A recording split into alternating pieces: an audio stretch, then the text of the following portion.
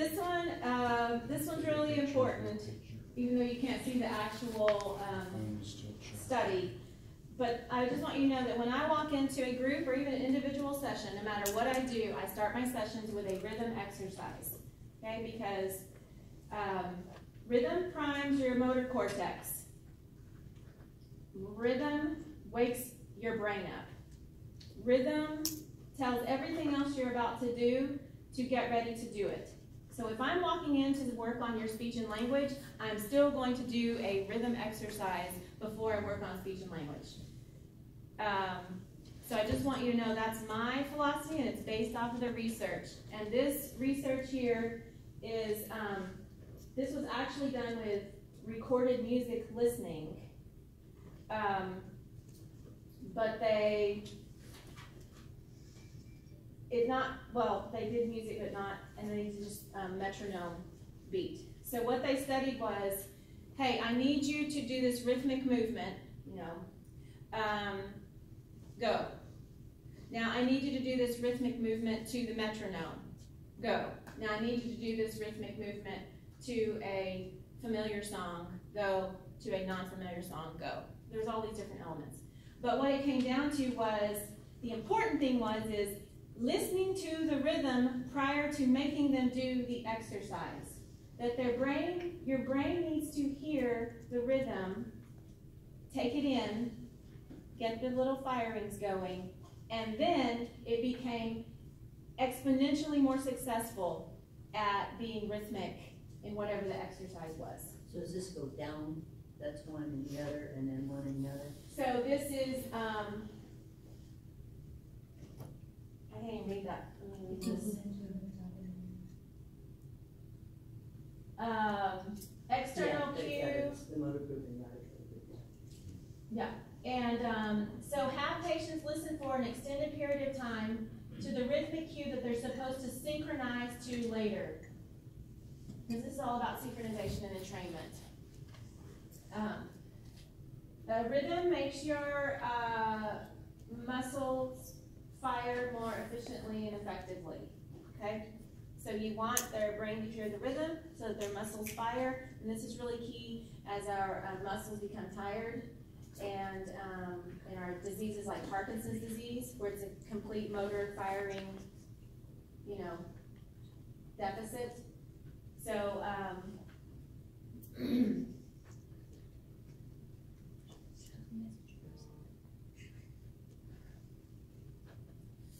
it's also, there's a whole connectivity element to that study too. So you listen to it and then that connected to your motor. Okay.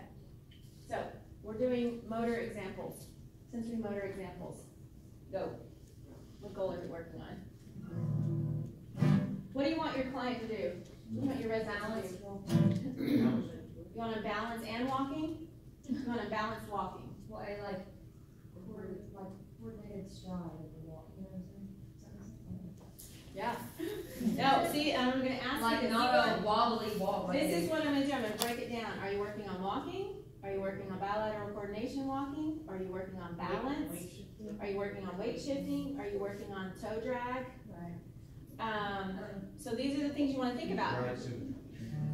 Say that again. Stride suit. Okay, now everybody, you guys, you are all old and you're sitting in a circle, and so we're not going to work on walking right now, okay? What can we work on? Back core so that they don't fall out. Okay, core. Tell me this. Oh, I said working on bilateral lower extremity endurance. Okay, so we need to move both of our legs, and what are we doing that for? Pre-gait exercises. Good. Yeah. Yes. Or we can do range of motion with lower extremities too. You could do range of motion. Yes. All of those are good. So, a lot of times you find us sitting when we're in this setting. Now, I do make my residents stand, depending on their abilities, and also depending on how much staff I may have assisting, right? But if you can stand, sometimes I make people stand, I do. Stand behind chairs, stand with your walker, stand behind your wheelchair, things like that. But now I have experience, so I just want to make that disclaimer. I have a whole lot of experience doing this. So someone who doesn't have as much experience working with standing people with cognitive impairment, then get some. Physical. Yeah, physical impairments, yeah. So a lot of things I work on is just what we did. I always do toe tapping, you guys. Toe tapping is the #1 exercise you do with your old people, all right? Tap, tap, tap. You alternate toe tapping, heels on the floor, put your knees at 90 degrees, your ankles at 90 degrees, and then sit up in your chair. In fact, don't lean on your chair. Yeah, so you're going tap, tap, tap, tap, tap, tap, tap, tap, tap, tap, tap, tap, tap. And if you can do that for 4 minutes every day, then you're keeping your anterior tibialis exercise so that it does not let your toe drag. The answer, my friend, is blowing in the wind. The answer is blowing in the wind. And I wear pink tennis shoes. Okay? I wear pink tennis shoes with my scrubs because I want the residents to see my feet. Holy cow, you're kidding me. Okay. And the 4 minutes doesn't take so long. Yeah, When you're singing a song. okay, now and if you start singing and you see that their feet stop tapping, then stop singing. Okay, then you just go back to playing the rhythm. Same, knees up, knees up. Learn your language that communicates with your cognitively impaired brain.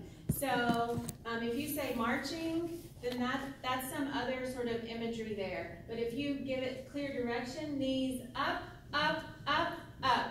Or knees up, knees up.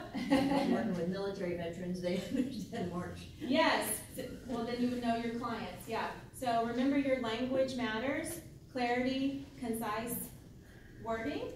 I do, you can do whatever you want to with lower extremities. You can even do practice sit to stand. You can just like do a little push on the chair. When you're doing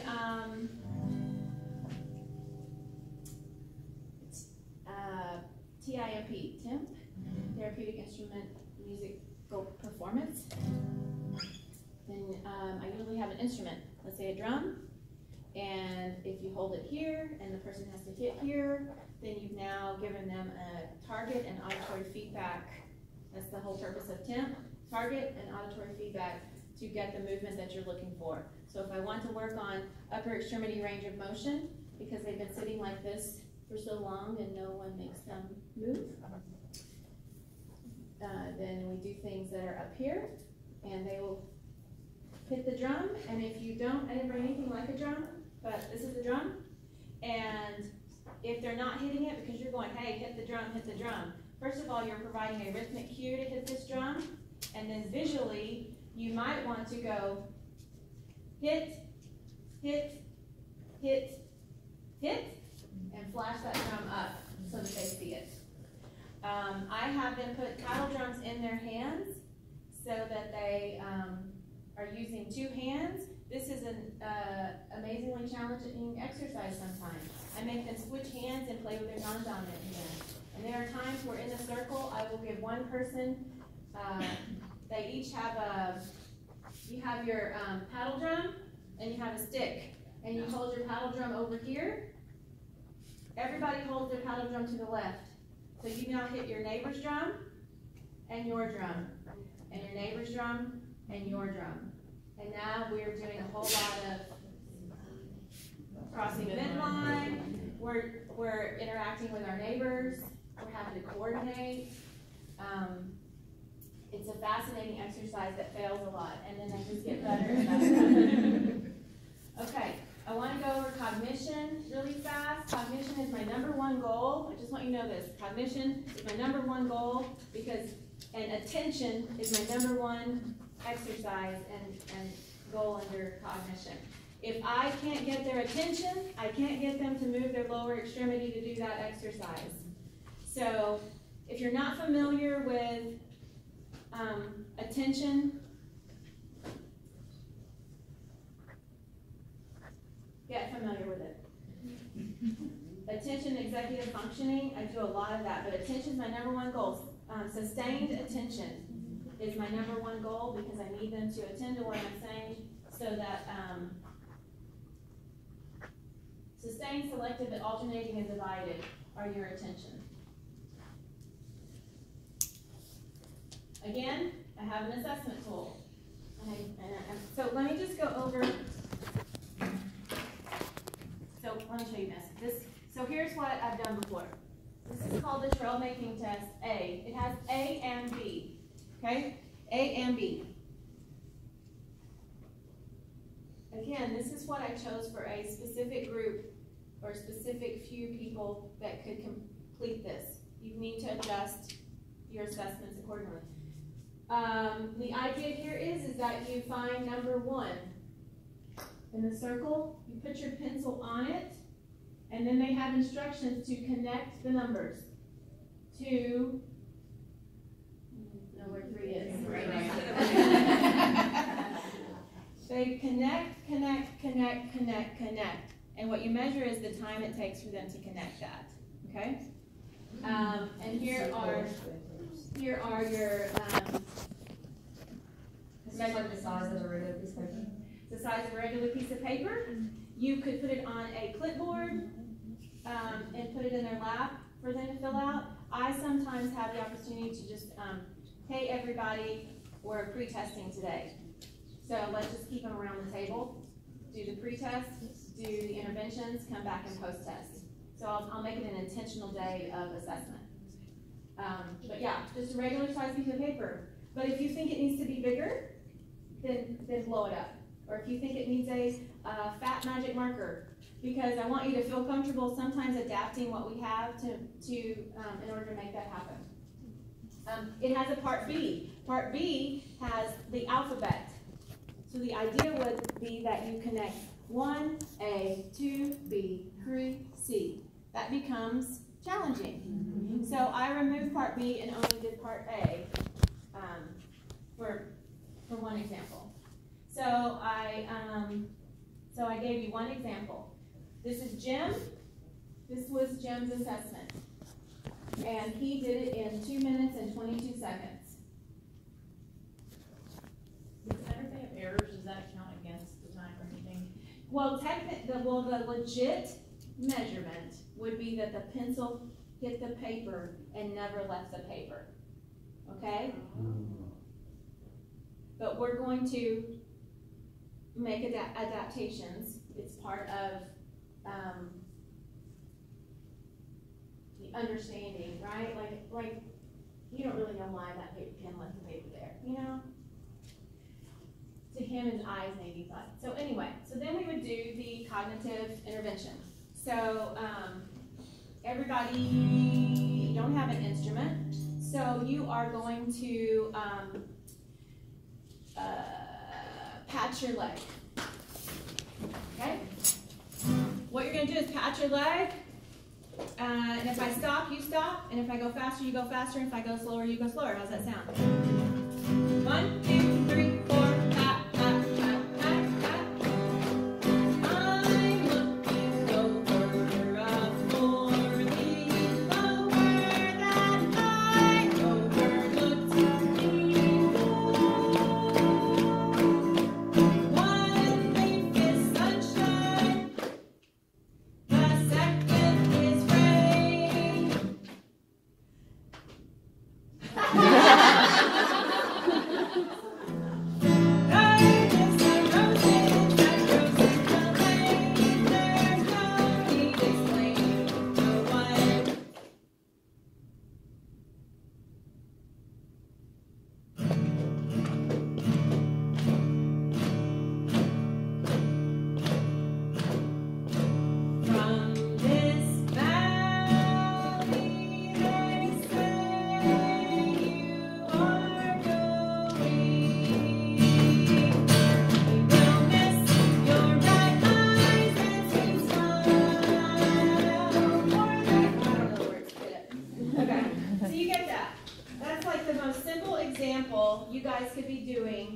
with a drum, a drum is more effective if you're getting your auditory feedback. A shaker in the hand sometimes gets a little added shake, you know? So remember that choosing your instruments to do these exercises matters, okay? So then I would go and post-test. I post-test, and Jim now did this exercise in 50 seconds.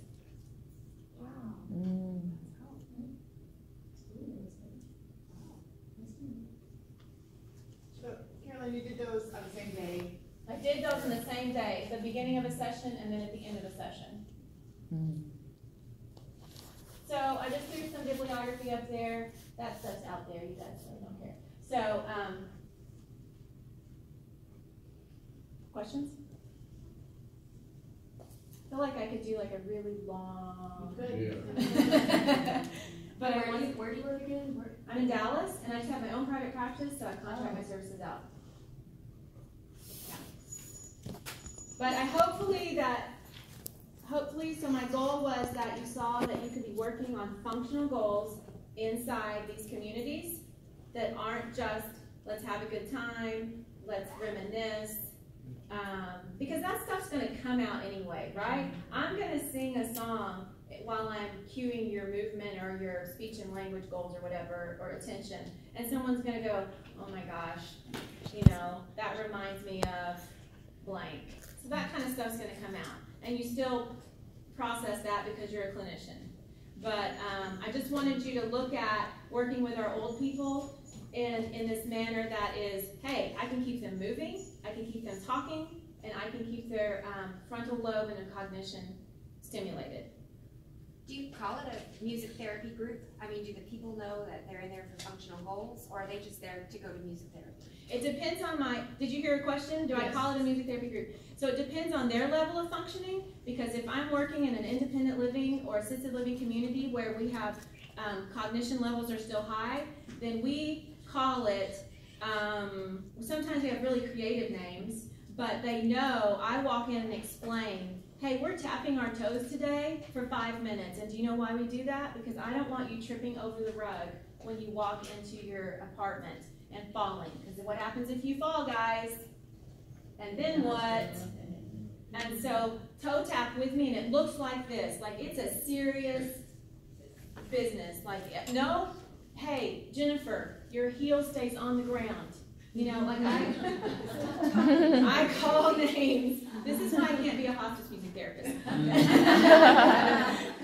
Because this is what I do. And if I have my group and they all have their drums, and you know, Miss Sally is like doing something off the wall, first of all, that's like a general statement, but stop, like I stop the music, and I'll run over to Miss Sally, and I'll make sure she has her drum in her hand the right way, and hey, thanks everybody. I know that everybody understands that we've got different abilities. Let's try it again, because our goal is what? Our goal is to hit this drum to the beat of the song, right? Unless I stop. And then what do? You stop. Because what are we working on? Attention. Yeah, and we might call it something different. But what I'm trying to get your brain working here today. Did everybody bring your brain? Mm-hmm. You know, then that's a fun joke, right? So I'm very clear that we're working on some functional goals, because I want you guys to be, you know, here forever, moving and taking care of yourselves, and you know, and I always make a joke like, when you leave here, you're going to be so much smarter than everybody who didn't come. How would you do in a memory unit? And the memory unit, what do I say to them? Did you bring your brain? No, in my more cognitively impaired groups, then I don't do a lot of clinical talk, but I do say, look, Mary, I really care about whether you can keep moving your arms right now. So will you work with me and see if we can't just get you stronger so you can just keep doing whatever? So all you have to do is just hit this drum. Now let's say they can't even comprehend language, okay? So I go up to their arm and I hold it up and I go, Dinah, won't you blow? Dinah, won't you blow? Dinah, won't you blow your horn? And 9 times out of 10, that drum will keep getting played. Your Jennifer. groups are all different, potentially at different facilities, may be named differently, but they all understand that it's led by an MT. They all of my coordinators understand that I don't work with anyone that doesn't understand that's what we're doing. So, anybody can come, or does the administrator say it's these people who are coming to your group and they're the same people every week, or how does that work? Yeah, usually I have good communication with who I'm coordinating that with, and so if we run through, let's get people who look like this, or who need help with this, let's have a group that's specific to that. If you want a group that works on something else, then you need to find some more money and pay to come do a separate group. Carolyn, do you have people that are former musicians that play instruments, pianos? Nope. I mean, yes, I have former musicians, but I don't usually have them in the group setting play something. I have a harmonica one time, but again, I'm really regimented. I'm like the drill sergeant, and I want you to do what I want you to do right now because I'm working on a specific goal. Do you still accept internships? Do I still accept internships? I haven't done an internship in a while. I stopped doing things because I had twins 22 months ago. So I'm just sort of part-time right now, so I'm not doing any supervision yet. Gotcha. Okay. What's the name of your Jewish? It used to be called Golden Acres, but I am not there. It changed hands. They opened up a gigantic new Jewish facility up in Plano, and so I haven't worked there again. Actually, I'm not sure I did work there again. I never have. I'm doing a speech therapy group, but it's not there anymore, basically. Okay, anything else? Anything else that I can hit on real fast? I think our time is definitely up, but I appreciate you guys being here and let me.